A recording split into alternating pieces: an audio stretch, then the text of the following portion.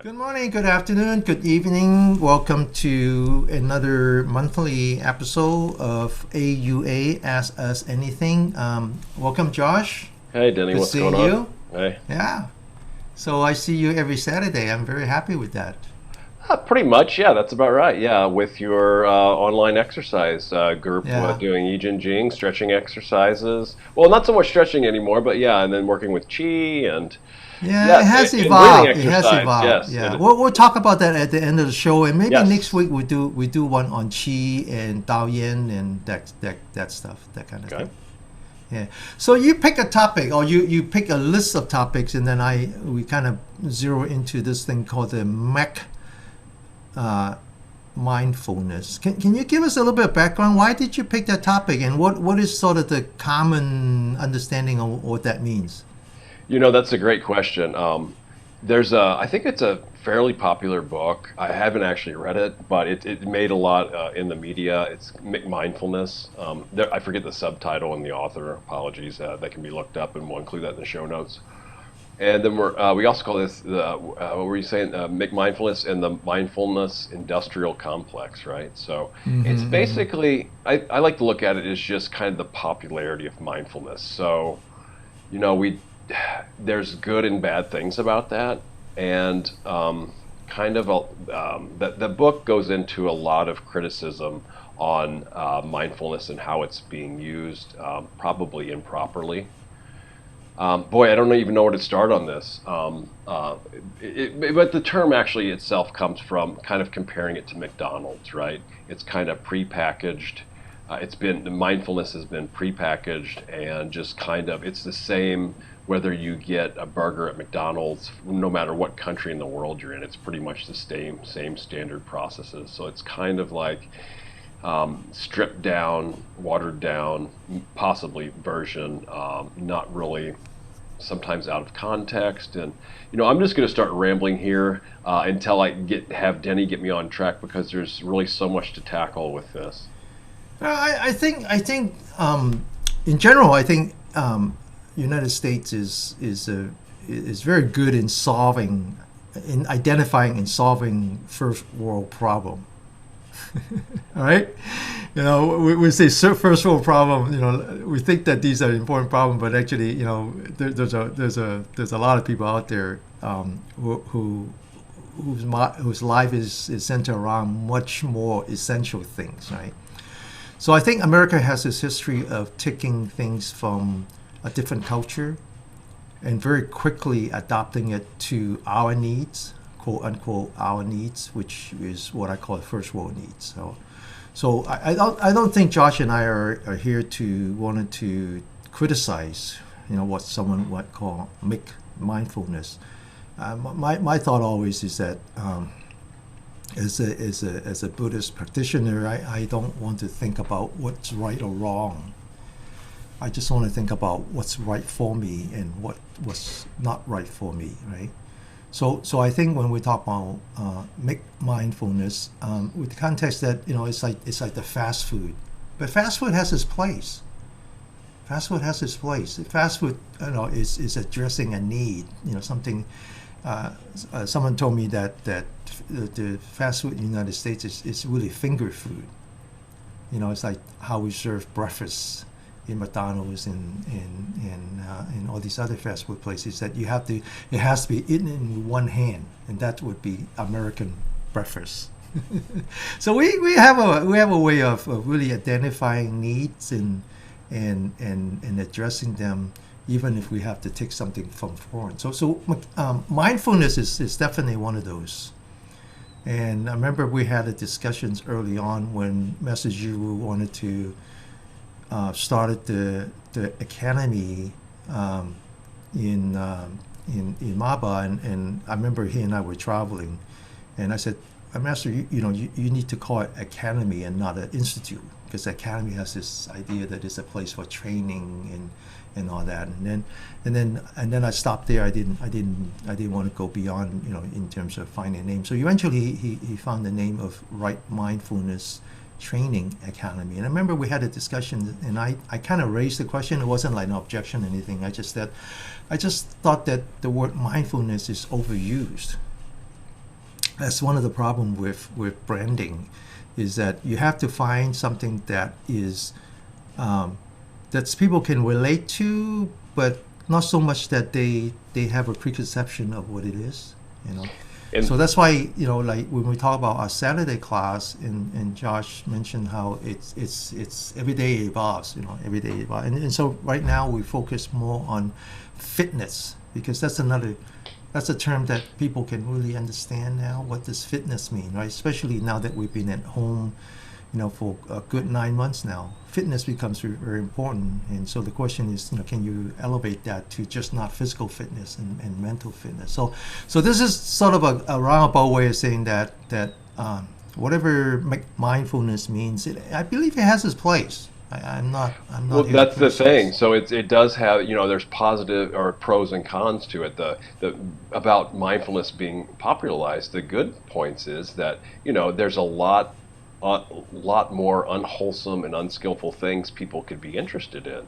So just having that name out there, I feel, is helpful of mindfulness instead of, not being familiar with that term. I would say tons of people are familiar with the term mindfulness, which I feel is a good thing, right? Yeah. And So I feel like what Josh and I are wanting to do is as if we're reintroducing the European cuisine, with the idea that, the burgers and the fish, has already been so ingrained into the thinking, right? And so rather than wasting our energy to criticize one, we just thought, hey, it opens the door. Let's have a discussion. And I think after reading Josh's comments and some of his thoughts on mindfulness, I thought, well, why don't we kind of structure a show around what we thought is the definition yes, of that's where we've got to mindfulness. start because Yeah, some people might just think they know what it means, and so that's it. They know it, and then on to the next thing, right?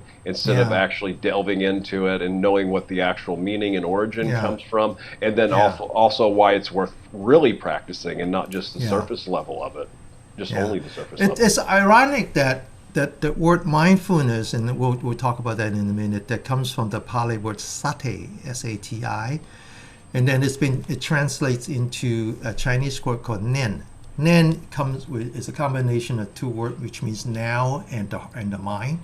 So in that sense, it's a very good word in that it represents the the tempo awareness, just bringing it now and here, which is very good. Except that, as I mentioned many times, in the Chinese language, one word is ambiguous. You cannot have a precise meaning with just one character, because it really depends on what it conjugate with. So the problem that we have in the Western world, really defining the word mindfulness, reflects itself also in the Oriental or the Asian culture, in that there's so many different definitions of Nen, which is the equivalent of mindfulness. So anyway, why don't we just jump in, and I prepare some PowerPoint if it's okay. I'll run through it, Sure. and then we can have a discussion as we go.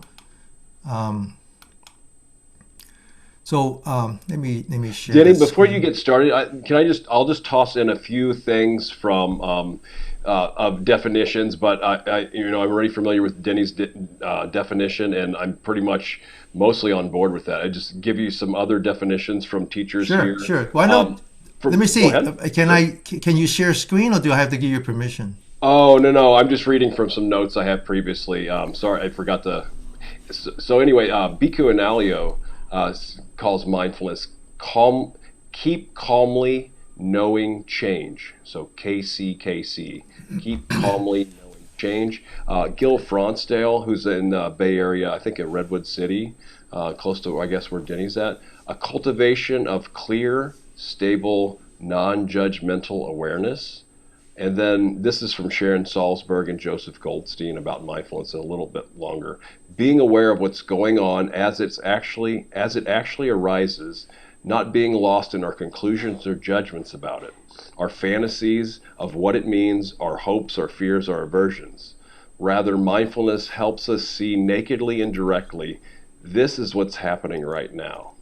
So that goes to Denny's thing. And then maybe towards the end, I'll come back with some classic metaphors from the suttas that the Buddha gives about different modes of mindfulness, different kind of illustrations about mindfulness. So. Okay. Okay. Thank you, George.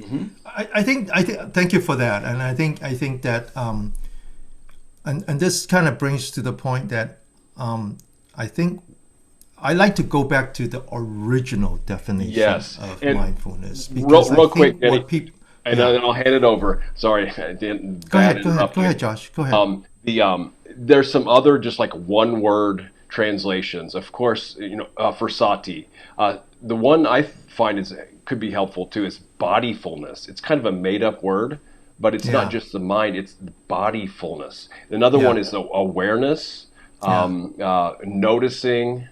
Um, you know, um, I'm blanking on some of the other ones, but those are some other. Awareness is another one, but all these kind of there's not like a really complete one word definition. Okay, Denny, Yeah, apologize. But as you're Denny does have one speaking, that's pretty accurate. Yeah. as you're speaking, I'm thinking. Imagine yourself going to an opera and you want to describe the opera, and I give you a ticket. Okay. I don't think we would like to describe the entire opera and all the historical backgrounds and all that with just a ticket. The ticket is the ticket, right? I think it's what I have seen, and this is going back to what I said about the word mindfulness, is that it is so over described both by the Western culture and the Asian culture, that we're going beyond the ticket now. The mindfulness, the word mindfulness is a simple thing. It means remember. Now, if you don't have a way of remembering where your mind is, then what happens is that it's as if you don't have the ticket to go to see the opera. But it's also a mistake to think that you should just like take this ticket, this word called mindfulness, and try to jam all the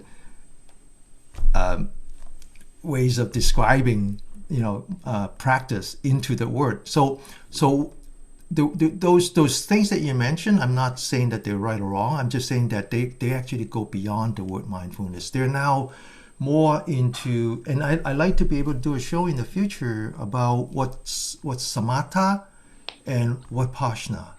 And in fact talk about that in the Asian context, especially in the Zen Buddhism, where they use the word called silent illumination. So what you describe, and these are the scholars who spend a lot of time explaining mindfulness, I believe they go beyond the original definition. They're now approaching the entire spectrum of the practice, talking about how to focus on your sensors, how to not follow your sensors, and we'll talk about that. This is very, very, very good topic, but I think today just talk about the original definition of mindfulness. And in fact, the original definition of mindfulness is in fact what Master Zhu teaches us. Okay, it's the ticket to the opera. All right, is that okay? This is really important too, because it simplifies it. There's a saying that if it's not easy, it's not vipassana. But but with the remembering, one of the most simplest things on earth is, okay, yeah, I have a body, right? But how many times a day are we actually conscious of that until it's pointed out, until we remember that there is a body, right? It seems like the easiest, simplest thing in the world, but how can we constantly keep remembering that there's a body, right? Well, one of the example I use, and I make fun of my students. I talk about my small army of Cantonese speaking grandmas, and so one of the things I remind them is two things. One is I said, how many times you check your purse when you go out? Every other 5 minutes, every other 15, 30 seconds. I mean, we check our purse constantly. We check our wallet constantly. Well, guess what? That's not something you are born with.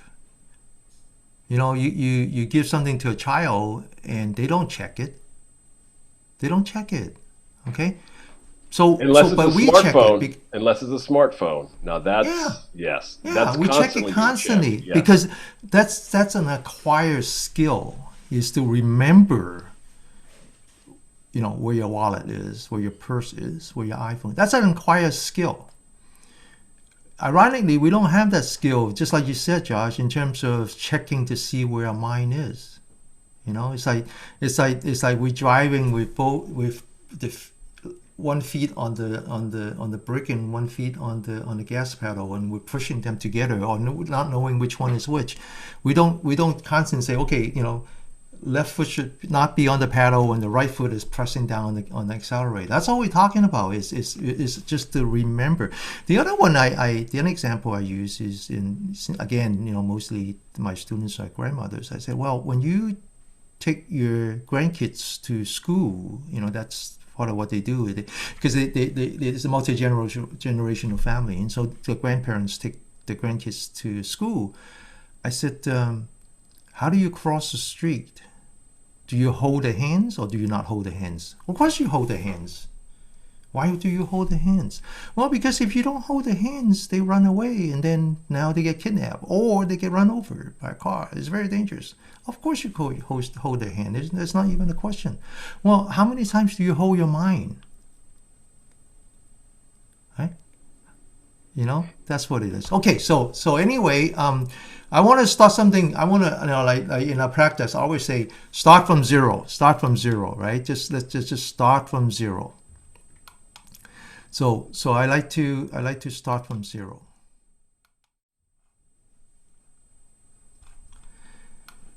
So here's a slide that I prepare, and it's the topic of today's presentation, which is called McMindfulness, and with the subtitle Mindfulness Industrial Complex. Right? That's probably not fair, but it's attention grabbing, right? It's we think of it as an industry, like the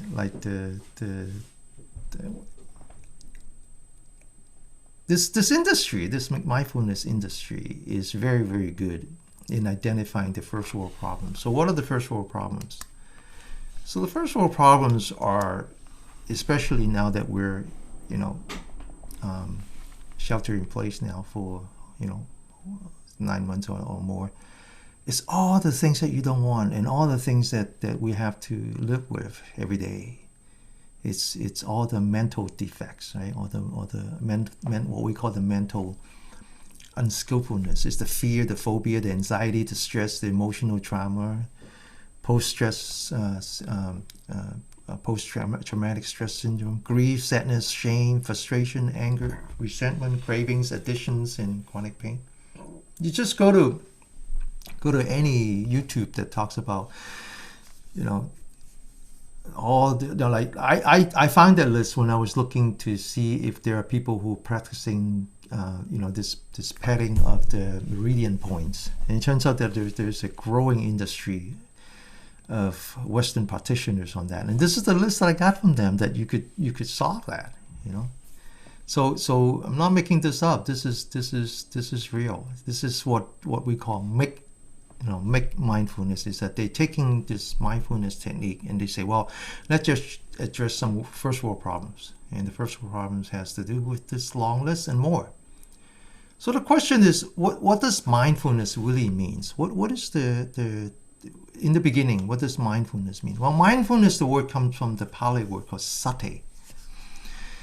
And the correct definition, or I shouldn't say correct, I should say the most original, most simple definition of sati is to remember. That's all it means, is to remember.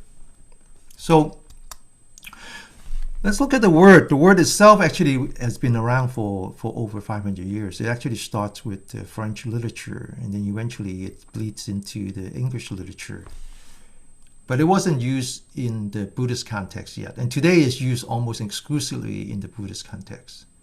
And it was used in the Buddhist context about maybe 150, 140 years ago, and it was done by a Pali language scholar who was translating the suttas, and he came across this phrase in Pali called Sato Sapanyano, and he translates that into and Sato is sate, and he translates that into remember, being mindful and thoughtful.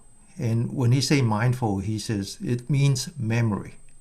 Just remember where your mind is and be thoughtful, right?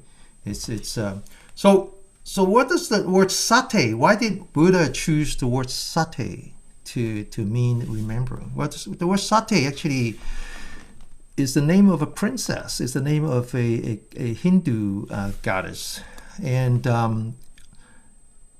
the story was that there was a king and a queen. Back then, there were a lot of small kingdoms, so this probably not a huge kingdom, probably just a small king and queen. And they have everything. They have wealth, they have power, they have lots of sons. They don't have a daughter. So they went to this goddess. And they said, we really like to have a daughter. We pray to have a daughter. And the goddess says, okay, well, I can be your daughter.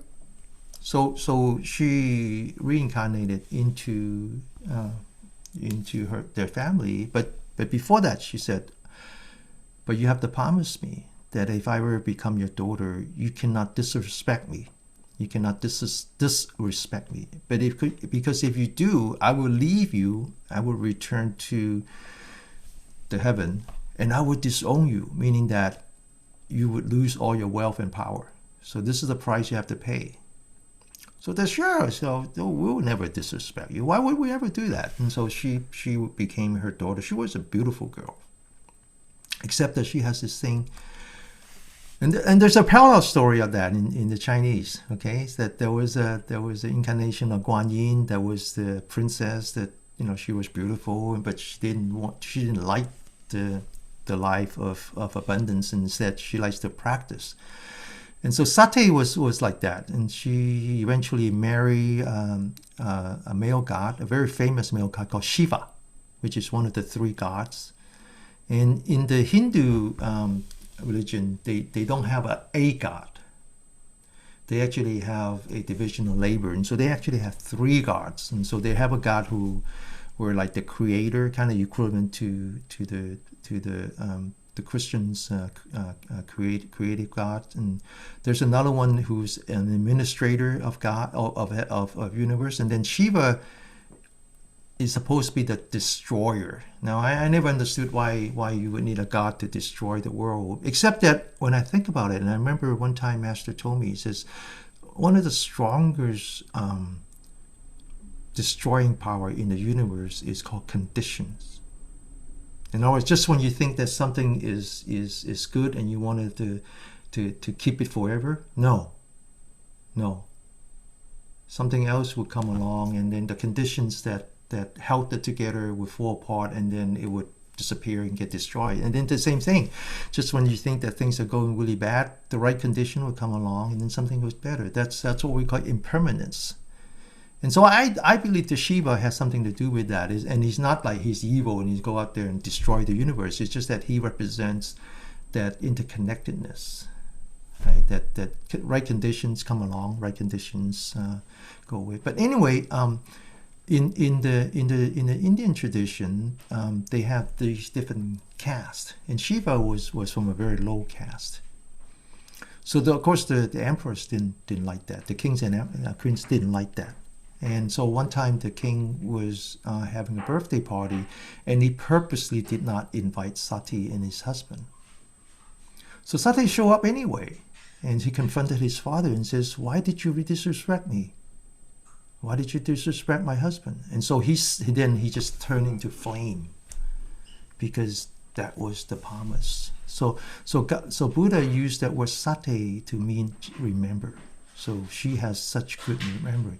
So of course today sati means something else. Sati it's a outlaw ritual where if a husband died and he's being cremated, then the wife would jump into the fire, and that's not allowed. Anyway, that's what sati means. Sati means remember.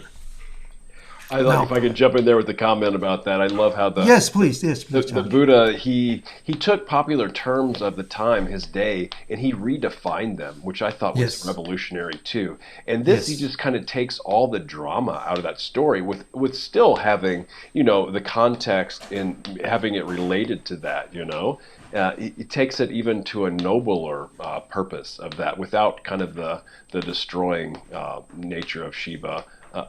Overtly, but I don't know. That's just one interpretation, right? Yes. He's very good in that.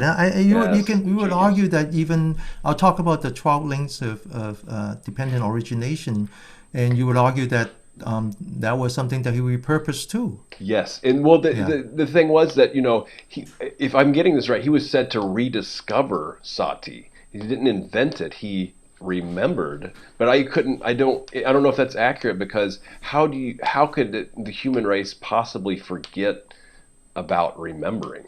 I know it's really strange. I don't know if that has anything, and maybe that's some other topic for research later. But yeah. I guess on some level you would say that we remember everything. So the question is not so much remembering, but to really bring it to the forefront of your spectrum of remembrance, right? Yes, and remembering that's a whole vast topic in itself, not to mention how that works and the processes of it and different types of it. It's a really big category topic. Correct. So now what I want to say is that when we talk about McMindfulness, I might as well talk about Vipassana and make Zen Buddhism, because it's make everything, right? And one of the things that I hope someday we'll talk about that is that once the Buddhist practice, the meditation practice comes to the Western world, people then start to associate names. Okay, so when people say, "Oh, this is mindfulness practice, and this is Vipassana practice, and this is Zen practice," they think that. So one of the kind of underlying assumption is that you only practice mindfulness over here, and you only practice Vipassana over here, and you only practice Zen over here, which is not true at all. Which is not true. The mindfulness and the Vipassana and the Zen, which is really the word Zen comes from Chan comes from Chana, which comes from jhana. These things have to. They are. You can't have. You cannot have one without the other, right? So yes, I want to just they overlap and intersect. Yeah, I want to talk about very quickly is that mindfulness meditation is a technique, but mindfulness itself is a building block. Okay, so I want to just quickly go back to what we call the Noble Eightfold Path. And the Noble Eightfold Path has these 8 things. Everybody knows that. But they're actually separate into 3 different parts, 3 different segments. And the first segment is, in the lack of a better word, I just call it morality. Right? Morality just means, your own integrity. It doesn't necessarily mean morality in the Western world where there's an overhanging authority that determines whether it's right or wrong. Some people say ethics, yeah. Yeah, ethics and integrity. Now, I find it interesting that one time in Chinese, Master gave a lecture on the Eightfold Path, and of course, there's a different word for that, which kind of separate into the 3 levels of learning. And he said, and I liked what he said. He said, well, think of sila. Sila is a Pali word for ethics and morality. Think of that as a language. Think of that as a common language. And it's a language that you would have common with good teachers. So if in your practice, if you want to have the opportunity to meet good teachers, you must first have your own integrity or morality.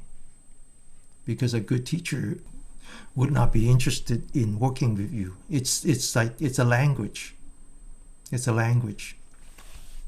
So in this case, sila or morality means that it's really your action. It's your bodily action. It's your speech. It's what you do, right? Are you practicing compassion, loving kindness? Are you practicing non-harming at the core, right? Yeah, not harming. Yes. So are you practicing the 5 precepts? Which the first one is don't kill. And then the other one is livelihood. Is your work considered wholesome? Right. So they discourage you from being a butcher. They discourage you from working for a company. If you were an engineer, they discourage you from working in a company that does nothing but weapons. That would not be good. So it's a whole list of things, and so this falls into the integrity, the morality part, and Master has a way of saying that, well, that's just a language. That's a language. It's a common language, right? Then he goes on. He says, well, the second part, and this is where mindfulness fits in, is called samadhi, and as different to samatha. And samadhi, one can translate into meditation. Is a tough word to translate. And here you have right mindfulness, as a building block, concentration. So samadhi is actually more like concentration. Concentration is one can say is sustained mindfulness. That's another way you can say. And right effort is there's a whole thing that has to do with maintaining skillfulness. And what's interesting is Master says, well, that's a common language too. That's a language that you would have in common with all the positive energy in the universe. So now we're talking about beyond this realm that we live in, that's called the kama realm, the realm of desire. So if you're a purified mind and now you reside in a different realm, the rupa and the arupa realm, then you're no longer contaminated. And so these are the bodhisattva, or maybe in the Christians we call them the angels, and all the good positive energy. And so Master says, well, if you want to have a common language with that, then you have to have a technique, a skill sets that calms your mind. And finally, it's the achievement which is called panya. And some people say wisdom, some people say insight, some people just meant contemplation. It's hard to translate. Anyway, so I just wanted to say that mindfulness as a word is really the ticket to the opera. Okay, it's the beginning, and actually, Master talks about that, and he says, you got to start with mindfulness. With the right mindfulness, then you have the right awareness. With the right awareness, then you can have the right wisdom, right insight. And so the uniqueness about Master's teaching is that you have to maintain this mindfulness, you have to maintain this remembrance, okay? You have to do that. But you have to do it at all time, not just when you're sitting. And not just and you have to do it when you're moving. Now, what's interesting then is that he talks a great deal about the 4 postures. So you have to practice mindfulness in all 4 postures: standing, sitting, lying down, and walking. And actually, the Chinese word is not just posture; it's like the 4 royal posture. So I thought about this. I said, why elevate that? It's just postures. Why do you elevate that into this level? Then I realized that it's the human being. Only the human being can have all postures, all 4 postures. Yes, it's what defines us as a human. That's right. Besides in our it's what opposable defines us human. thumb in speech too. Real quick comment here. I love that idea about language, and I learned that language through mindfulness because I had no. I mean, maybe I'll share my personal story sometime if it's relevant. I do on one-to-one basis, but just generally speaking, I just didn't have the capacity to know the sila, how I was behaving or how I was looking at the world and treating myself and treating others until I started doing mindfulness and remembering. It was more like a traditional type of remembering at first before I had any instructions of all the things that happened in the past that I just hadn't processed yet. So then I saw the importance of ethical behavior, and it's not like a drudgeful duty. It's for your own happiness and well-being. It's Yeah. yeah, and it is a language because people that practice that and move in that and are well versed in that, they can immediately relate and know what each other are talking about. Pretty much, Yeah. yeah. And the four postures, and even the transition between the four postures, that's even Hmm. challenging as well. But those are Yeah. you would think those are the most simplistic things on earth.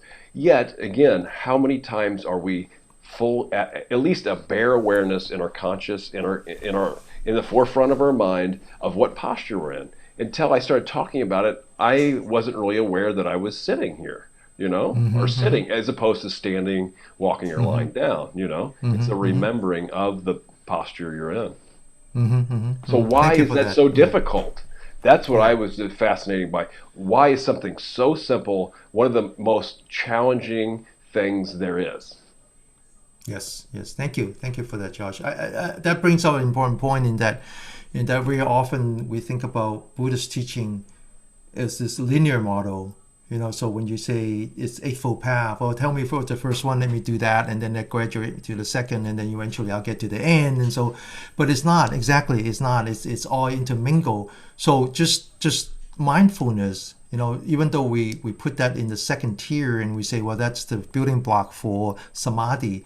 Actually, you have to have mindfulness throughout. And I think what Josh said is that even in practicing sila, practicing your morality, integrity, and how your actions in both verbal and physical can affect other requires mindfulness, right? It's everywhere. So thank you for that. That's very important. Now, what's interesting is that this word right is everywhere. So it's not just that we have to have mindfulness, we have to have the right mindfulness. And it's not just that we have to have concentration, it has to have the right concentration. So I remember Master talk about this. What makes it right? Now in Pali is sama, Samma. So when we say sati is samasati. When we say samadhi is sama samadhi. So the word sama is always there. And so what does sama mean? What does right mean? And so Master explained that. It's very simple. If you are free of your hindrances, then it's right. If you are free of your hindrances, then you are in fact, on the path towards witnessing the four Dhamma seal, and you're then on the right path, right? So everything you do it has to lead you there. And so if you could have mindfulness, but if the mindfulness is about killing, I mean, come on, if you're a sharpshooter, you got to have mindfulness. Or a thief, to pull off a Or a heist. thief. I'm not saying a sharpshooter is necessarily unwholesome. If the person is defending me and he's defending invader, I accept that. I'm not saying that. I'm not saying that just because you have a gun that makes it a bad person, right? There's always a place for that. That's not what I'm saying. But what I'm saying is that mindfulness sometimes can bring out these unwholesome, bring out these hindrances. So when we say right, it's very specific. It's when you are free of these five hindrances. So let me talk about just quickly what does five hindrances mean, and we don't have any time to go into this, but if we ever talk about mental consciousness, when we talk about the five skandhas, and eventually it creates the mental consciousness, then in the Buddhist teaching, it breaks it down into the 51 mental factors, and some of them are neutral, and some of them are wholesome, and some of them are unwholesome, and more than as much as 2/3 of the 51 mental factors are considered unwholesome. And if you take that and you group it, then that becomes the 5 hindrances. So these are the totality of the unwholesome or unskillful mental factors. So what are they? The most important one is called clinging. So Buddha, in the wheels of life, he represents clinging or attachment by a bird.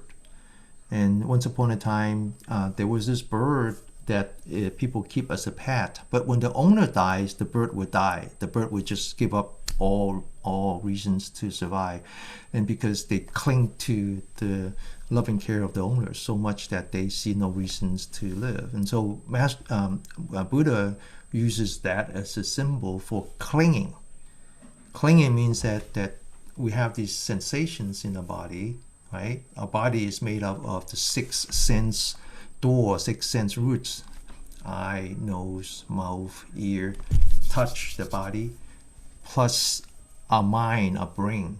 So not only that we have sensations that we like, we have feelings that we like, and so we cling to that, right? And we cling to that, like they saran wrap. We cling to a bowl of potato salad or whatever.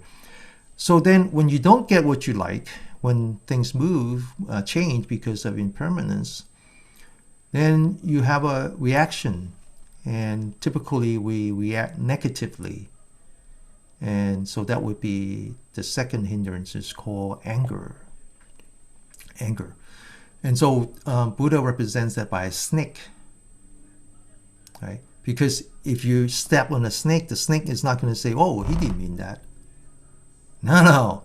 He's going to react negative and bite you.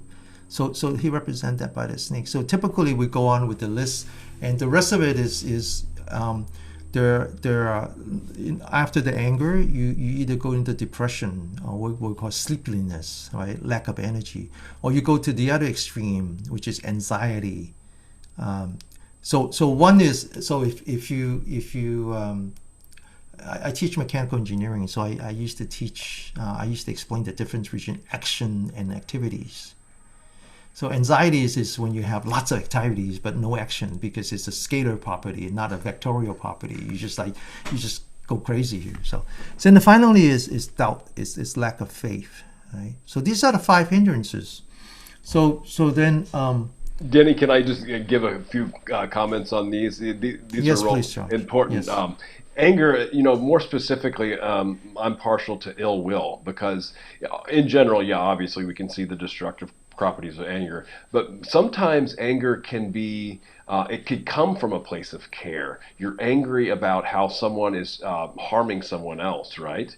Doesn't mean you want to go and do the same kind of behavior, but because ill will, I think, is more specific, because that involves wanting to harm someone, right?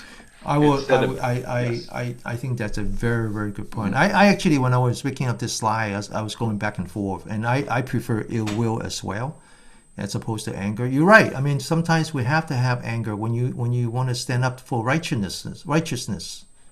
It seems like a natural thing, but it all depends. It's like a double-edged sword, right? It can. I agree with that. What is the intention?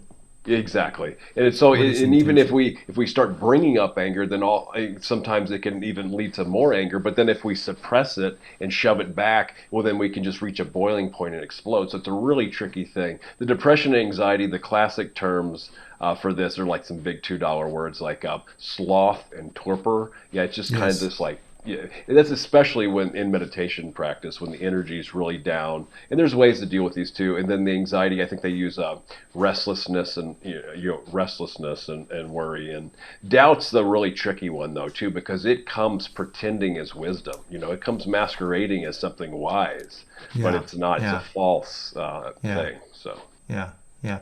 So we need to talk about this. This is worthy of another discussion, for sure. because There's been I books want to written on dig those, yeah. deeper into Master's teaching in terms of how you overcome these 5 hindrances in the way of so we in the Chinese word is I call it the losing fire and gaining mara. So there's 2 ends, right? Losing fire is like you losing oxygen to your brain. So then how do you keep up the chi? So the whole point about practicing chi is to make sure that your body is full of oxygen and you're not dozing off. And so that's why you need chi. Okay, you can't. So that's why. So Master actually, in terms of practice, Master actually say, if you go into that mode, then that's called lazy Zen. And then if you go on the other mode, the anxiety part, again, I use more the common words here. The one you use is more accurate in that that's what happened there is that your 5 sensors are calm, your ear, your nose, your mouth, and so, except that now your sixth sense, which is your brain, is active. And so the way to deal with that is something very important, which is how do you rest your brain, right? So this is good stuff. This is really good stuff. So I just want to kind of mention, so I'm now kind of going a little beyond the basic definition of mindfulness and going a little bit deeper now into the practice. And so what does mindfulness mean now? How does Master, teaches mindfulness? So next one is interesting. It's really about how do you stay away from the 5 hindrances, because it's not something. It's not like you say I stay away from it and that's it, because you can't. You're trying to get rid of. You're trying to stay away from using your brain, so you can't really just use the brain to stay away from the brain. That doesn't. It takes technique. So that now I'm getting deeper into the technique. And these, they can also be looked at as opportunities for mastery too, because not until we experience them and deal with them and address them can we overcome them. So it's just like dukkha, we have to know dukkha to end dukkha as well, right? So I want to kind of explain. I really I've done a lot of work in explaining Master's teaching in Chinese. So this is my first attempt into taking some of that and translating into English. So one of the important ways of understanding Master's teaching, especially in terms of how he practiced mindfulness and how he practiced right mindfulness, meaning how does he stay away? What do we do to stay away from the hindrances? Is to understand how a mind process work. And so he uses this thing called the 12 nadanas, or the 12 links of dependent origination. Again, this is something that the historical Buddha have repurposed. Okay, he didn't invent that. All he did was he took that, and rather than talking about how the physical part of a body, the rebirth from that, he uses it to talk about the mind. How does the mind work? And one of the things that I know, and once I show this, then everybody says, "Oh, I know what that means." I want to spend a little bit of time again. So it's the same way that I try to bring the word mindfulness back to its original definition. I like to bring the word ignorance back to its original definition. So if you look at the Pali word for ignorance, is avijja. Okay, so it's made of 2 words, very important, and I put a little dot in between. I've heard it pronounced avijja. Avijja, thank you. So it's made of 2 words, avijja. Okay, now A typically means the opposite or beyond. So it's not always opposite. It's one of the 3 important sound. Hum. And home. So those are the 3 basic sounds. And is the feminine part of the universe. So it's so agama, the agama teaching. Gama means leave, because the 5 disciples have left Buddha, and Buddha wants them to come back. So it's called agama, come back. we talk about Anuttara, Anuttara Sammasambuddha. Anuttara, Nuttara means the well learned, like the Arahant, and Anuttara means beyond that, right? Things like we talk about the Buddha, Amatayu. That's the celestial Buddha, and it means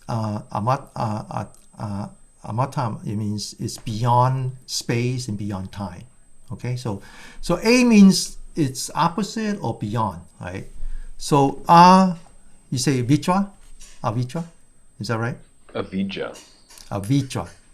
So what does vitra mean? What does vitra mean? So there, we talk about this. I wrote about this, that there's the 10 epithet of Buddha. There's 10 different honorary terms that we use, but they're not really honorary terms as much as they represent different aspects of Buddha's accomplishment. For example, Buddha is one. Arahant is another. I talk about Anuttara, that's another one. Sammasambuddha, that's another one. So there's another one called Vitra Karali Sampanya. Okay, so Sampanya in this case means perfection. And it's a perfection of clarity and perfection of his conduct. Okay, so Vitra in this case means clarity, that he can see beyond the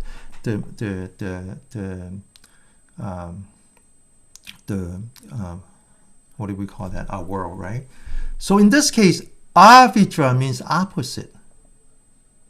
It means opposite. Someone who cannot see clearly. So ignorance in this case means all of the unwholesome seeds, right? So earlier we talked about the mental factors, which are how you would take the mental consciousness. When the brain actually generates the electrical signal, and so you can break that down into the building blocks, and these are called the mental factors.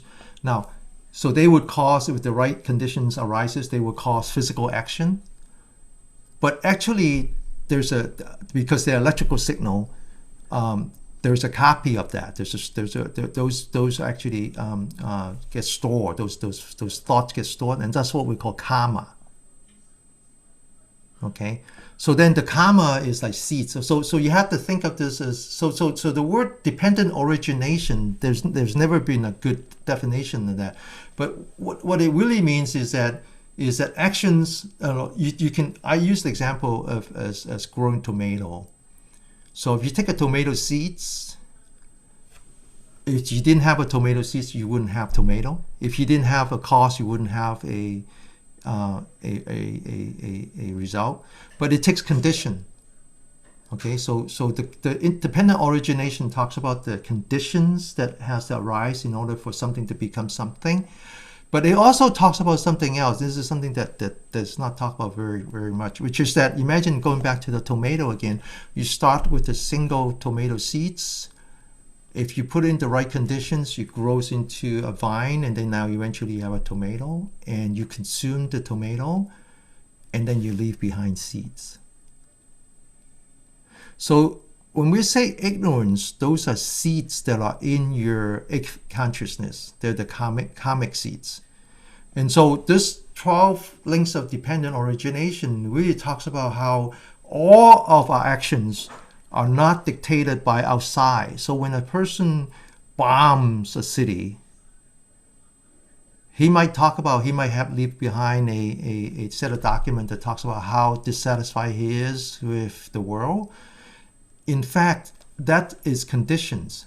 What really start is his karmic seeds, that he has the anger seeds. He has an angry person is angry because he has the angry seeds, and he let it germinate.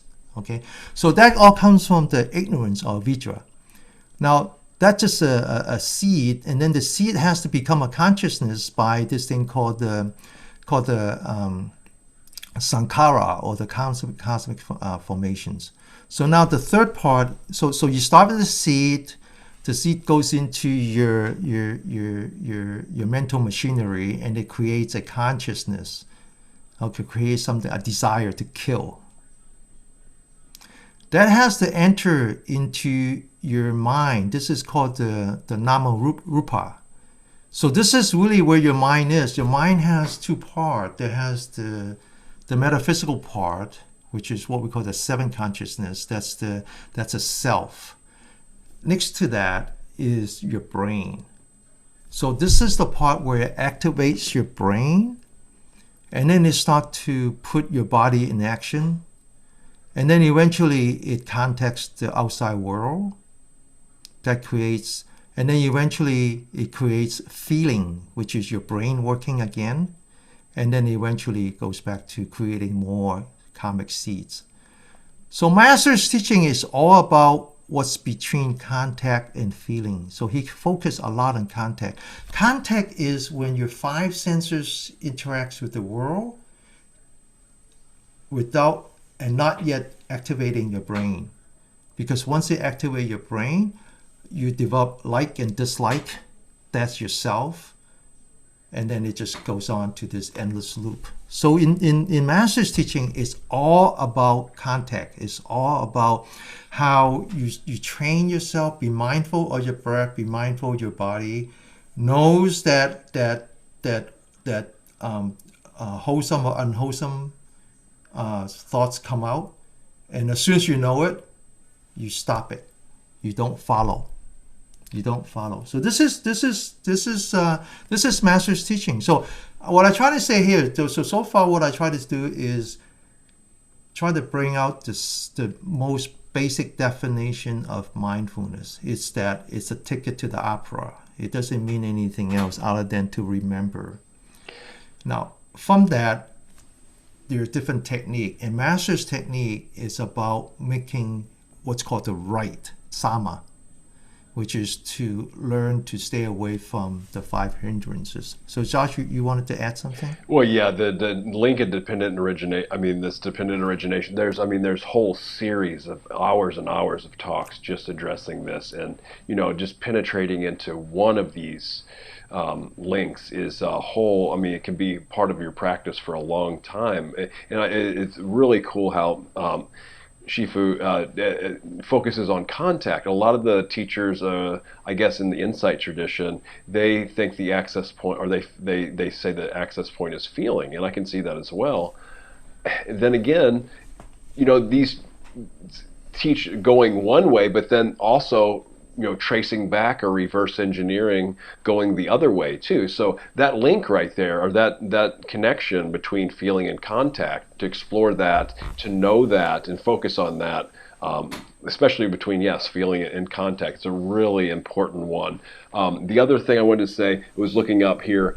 We read the book What the Buddha Taught by Wapala Rahula. I'm not pronouncing the first name. Right, classic book, good jumping in point for just about anybody. And he, this was in the Pali's, the diploma class at MABA, and he translates dependent arising or codependent arising as conditioned genesis, and I thought that was really interesting term, conditioned genesis. So like genesis means when something, how something starts and gets underway, the beginning of it, and then the conditioned part, is all the things that go into how, making that possible or not possible. So yeah, that's what I've got on this. But I mean, so I think it was a month ago we talked a little bit about Zen Buddhism. And we talk about how the meditation technique went from China into Japan, and how it actually went there first time through Korea and the second time directly into Japan. And that became the two different schools. The last one being Soto, and the first one, I believe, you know how to pronounce it. What's the first one? Ranzan? Rinzai. Is it Rinzai? Rinzai. So Rinzai came to Japan first, and actually when Rinzai meditation came to Japan, that changes the social structure in Japan, and it took all the power away from the royalties and give it to the samurais, and eventually you have shoguns. And that wasn't until General Admiral Perry opened up the ports when he was sent by President Roosevelt, that the Japanese woke up and says we can't have this anymore, and so they reversed the process and eliminate the shogun class and then elevate it back to the imperial court. But the reason that there was this change, 1,500 years ago, when it went from essentially the landowners, which are the royalties, to essentially the meritocratic class, the samurais, is because of this distinction, this understanding of contact and feeling. Is that the samurais understand that if they know how to suppress their hindrances, they know how to suppress their own feeling, then the reactions time go up. The reaction time go up. So that's why when you watch these old samurai movies, you could see these two samurai standing there in the rain, waiting for each other, and then when the right time they cut each other up, and their sword is so fast that when they're done, there's no blood on the blade, and that's why they can put it back right away. They don't have to wipe it. So you watch the Western movie, after they kill somebody, they have to clean it. Right, and that is all because they understood meditation, and they understood mindfulness, and they understood how they only have contact. So they're fully aware of the environment, and as soon as the other person move, or they would take advantage of that. And the reason why they can react so fast or faster the other person is that they are more capable of suppressing. Or actually put it more accurately, they're capable of being liberated from their own hindrances. And this is what some teachers say, that the samatha practice, at least the way some people teach it, it temporarily suppresses the hindrances, right? So you get that taste of freedom immediately, but then as soon as you stop practicing, they can come back. So that's why the four postures is so important. Yes, and so that builds that muscle. And the distinction between in motion and in stillness is so important. Yes, that's why the teaching from Master is so profound. It is. He combines the samatha and vipassana. We've got that as a note to do a whole show on, which most people isolate, or a lot of teach those completely separate, which I see benefit in that too. But when those can be joined, and a lot of times those are joined by anapanasati practice as well. But and Master has his own kind of unique flavor and version and teachings on how to do that as well. Yeah. So let me just go to the last slide, and because we're over.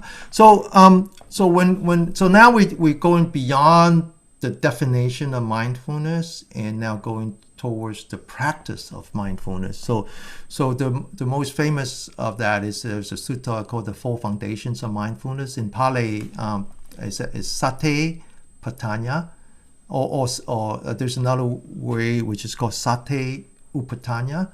So one means attention and one means foundation. So the Theravada typically use foundation. So these are the four foundations of mindfulness. Now again, most people, when they look at that and they say, "Oh, so just tell me where to start and where to finish," and so they think of these four as four different progression, where in fact they're not. They're not. So anyway, we practice what is called mindfulness of the body. And again, there's a huge misunderstanding what that means, because it's so trivial. What's there to? Well, first of all, in this case, body doesn't mean body. Body means your physical existence. So again, it goes back to the sixth sense roots. It's not just your eye, your nose, your ear, your mouth, and your body, but it's also your brain. Right? It's also your brain. In the original sutta, the mindfulness of the body is divided into 6 parts, right? It's the breathing, the postures, the movement, the 4 elements, the 32 parts of the body, and then the cemetery contemplations. So that's breaks it down, just the body part. Yes. In the original. Yes. Well, we need to talk about that. At least in terms of what George, we're not gonna say here's Master's teaching, follow it. That's not what we're trying to do. This is more our own interpretation, understanding, right? Okay. So one last slide, and then we're a little over time. That's okay. This brings to our Saturday. This brings to our Saturday class now, and before, let me prefix that by saying that we live in a modern world. In the modern world, one of the distinctions in the modern world is that we have freedom of information, freedom of communications. So in the old days, when it's not so easy to communicate, when it's difficult to even have a book because you have to handwrite them, or what you find is that you have a lot of silos. This is the Buddhist teaching. This is the Taoist teaching. This is the the yogi teaching, and so forth and so on. And even within the Buddhist teaching, so this is the Theravada teaching, like we talked about, previously, and this is the Chinese teaching. This is Tibetan teaching. I think one has to understand that this is from the days when there was a lack of communication, a lack of representation of the knowledge. We need to walk away from that. So as much as there should be doctors without borders, we should have practitioners without borders. So it's not important for us to say whether that is Taoist teaching or Buddhist teaching. So what I have here is in fact Taoist teaching. It's in fact Taoist teaching. So now, a quick word on Taoist. So Taoist is a native religion of China, as opposed to Buddhist, which is imported. And so the Taoist goes back many as far back as maybe 4,000 years ago. But until Bodhidharma came along, and in fact there was a very famous master of the Taoists that were born about 500 years after Bodhidharma. Until Bodhidharma came along, the Taoists were alchemists. So when we think about dantian, the word dan means fire. So when you swallow a pill, however you made it, a physical pill, you swallow the dan. Okay, so of course once they understood the meditation, the world changes. Okay, so they become meditators, and so in the Taoist perspective of existence, translated into more modern language, is the three things: material, energy, and get this, information. So the material is a body, the energy is a chi, and the information is a mind. This is toss in consciousness there too. Consciousness is information. Consciousness is information. One of the I like to in the future I like to talk about how science and Buddhism converge, and there's so much to talk about. Well, one of the things that one can talk about is Stephen Hawking, and his famous contribution is called the information paradox, and it talks about the black hole radiation. And so you can kind of talk about that in the Buddhist context, is what happened to a body, in what realm does a body exist, and if you go beyond that realm, what's there? Well, that's energy. But what if you go beyond the rupa and the arupa? Well, then you're pure information. You enter into what modern scientists call the black hole. But up until Stephen Hawking, you cannot escape the black hole. Once you're in, you're in. And Stephen Hawking is the one that says, no, you can enter and come back, but what comes back is information. Denny, you should probably just read what's on the screen, just in case anyone's just listening to. And so I want to. It's a whole other topic as well. Exactly. Thank you. I got carried away. No, that's good. So I like that. Yes. Okay. So basically, it says that our existence has three parts. Has the body, which is the material part. Has the chi, which is the energy. And then has the mind, which is information. So the Taoists believe that the beginning of the practice is when you become mindful of your body. And only when you're mindful of your body and you start to develop a coherence in the electrical field, then you have the horizon of the magnetic field, which is your energy. So that's the first stage, is how do you develop your body? How do you practice your body to bring out the chi? The second part is that how do you practice the chi to discover your own mind? And then finally, I didn't make this up, this is all from Taoist teaching, is that how do you then liberate your mind to enter the void? They call it the void, which in our case is the emptiness. I actually like the term emptiness more than in the void. But I mean, Yeah, except that I translate literally. That's the I problem. see. Yeah, it gives. I mean, they're definitely similar and overlapping. Point to each other, kind of.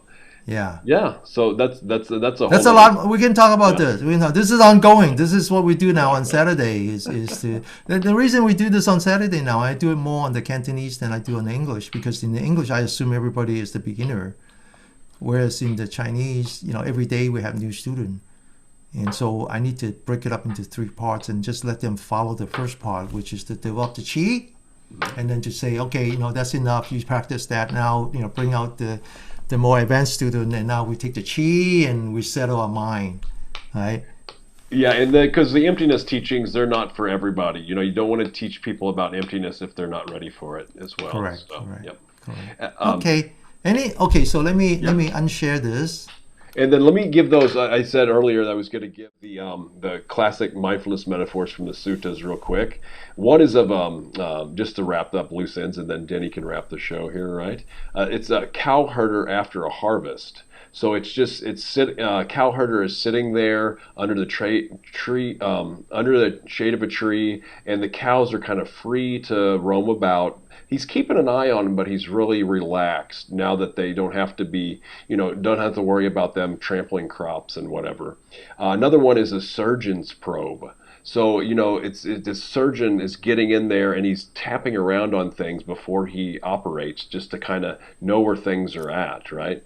The other one, I don't know if I'm getting this right, is climbing a platform for an overview. So as you're continually moving up this platform, you're seeing more and more of the bigger picture, right? Another one is a classic one is of a gatekeeper, at the city wall, who lets people in and out, like guarding the sense doors. The other one is the hub of a wheel, and what keeps the stream of the world in check is kind of mindfulness. So that's what I wanted to say. Very cool. Yep. Very cool. Thank you, Josh. Yep. Thank you. As you're speaking, it reminds me of the word yoga. Yoga is the English word that comes from the Indian word called yuj, Y-U-J. And one of the variants of the word is called yuk, which is the beam that you put across 2 oxen so that they're synchronized. And so the idea of yoga is really about mind and body synchronized. And so that's what the yoke means. But Yoking in a way, it kind of describes you and I, Josh, is that we have to find this yoke between us so that we don't get in front of each other. Right. Yeah. I like it. We're developing this chemistry now. Yes. That's good. Thank you for your energy in making this a reality. I really and likewise, thanks to the great presentation and your dedication to doing this. I mean, daily dedication. And I would say even English speakers can join daily. They would just, just practice along visually, right? If that's possible, Yes. Yeah. Yes. So we live cast, we live stream. We live stream on YouTube and Facebook. So if you want to see my Facebook page, it's very simple. It's dennykmew.com/Facebook. That's all. Okay. And Josh said you can join if you want, or at least join on Saturday 8:00. Okay. And that's the and English if you want to be in front time. of the camera, let me know. Right? Let me know. So as I mentioned, there are 2 ways to watch David Letterman. One is to watch it on TV, and one is to be live audience. Yes, and so you can get the idea of the practice in English on Saturdays, and then if you want to hop in during the week. Saturday is good because I tend to slow it down on Saturday. Okay. We do about 2/3 of what we do on regular days. Yeah. So anyway, okay. Thank you. And I'm integratingpresence.com and Denny's Denny KMIU.com. Yeah. So Josh is he actually he has done a lot of podcasts in the past, but I just caught him so that we actually post our podcast now on our Patreon page. So you need to do more, Josh. Well, I'm posting these on Insight Timer too. I opened a teacher account on there, but it's mostly just to share conversations and interviews and stuff that I Yeah. So just have. let me But know, yeah, and then I'll repost it on the Patreon page. sure. So And you too, everybody can Denny. get You it. need to do more as well. When we first started this, there was like an explosion of different interviews you did, right? So, Yes. Yes. Yes. And we'll talk about that. We'll talk all about right, that. cool. Yeah. Okay. All right. With that. I'll see you Saturday, and then I'll see you again in a month for this forum. Okay?